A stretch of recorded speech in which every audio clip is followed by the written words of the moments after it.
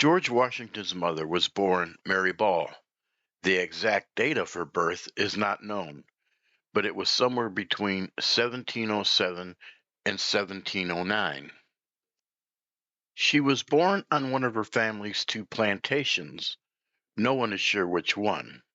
It was either Epping Forest Plantation in Lancaster County, Virginia, or the plantation near Simpson, Virginia. She would spend a great deal of her life, however, in Fredericksburg, Virginia. Her father died when she was only 3 years old, and her mother died when she was 12.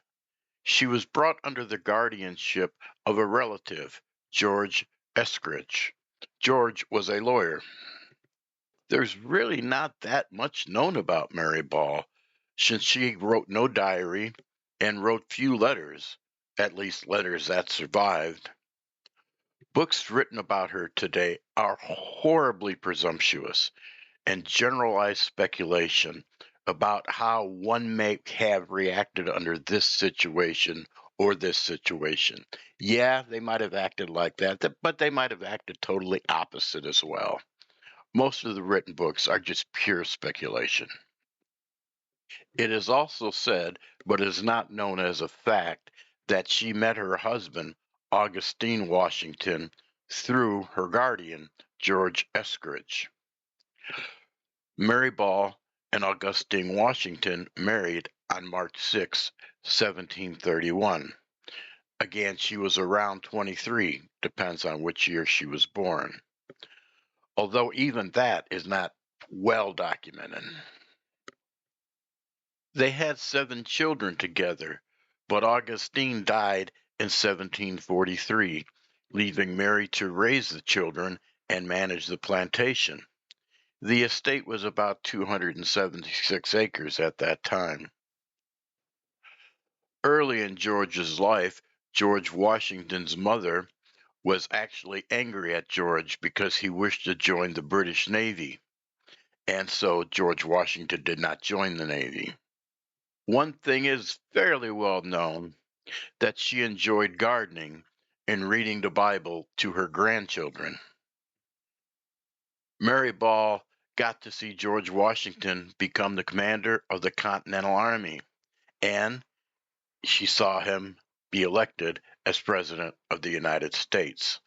She was suffering from breast cancer, and George Washington traveled to Mount Vernon to visit his mother.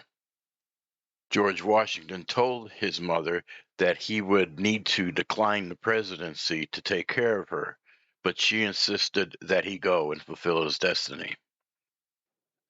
She died on August 25th, 1789, from her illness, and she was buried near Meditation Rock on the grounds of the Gilmore Plantation, which belonged to her daughter and son-in-law.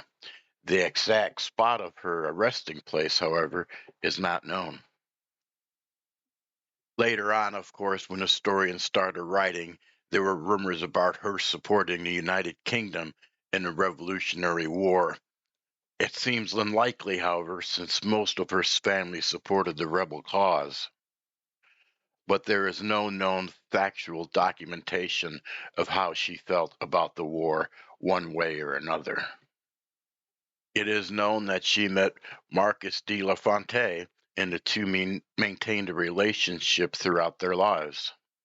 There was also rumors about her petitioning the Virginia House of Delegates for repayment of her farm animals she had lost during the war with the British. Again, there's no documentation of any petition in a Virginia House of Delegates. This led to modern day authors accusing her of being greedy and ill tempered. There is virtually no evidence, and they pawn this off as history. If anyone says they know how Mary Bell felt about virtually anything, they are being extremely disingenuous. There is some evidence to suggest that George Washington took very good care of her, but he wanted her to move in with one of her children so she would be happy and attended to and all that. But she refused and wanted to live alone. George Washington bought her that home in Fredericksburg in 1772. She lived there until her death on August 25th, 1789. She was around 80 years old. Since her year of birth is not known, well, her age at death cannot be precise, but it was around 80. If you like these short Mother of Presidents videos, please hit the like button and subscribe. Thanks for listening.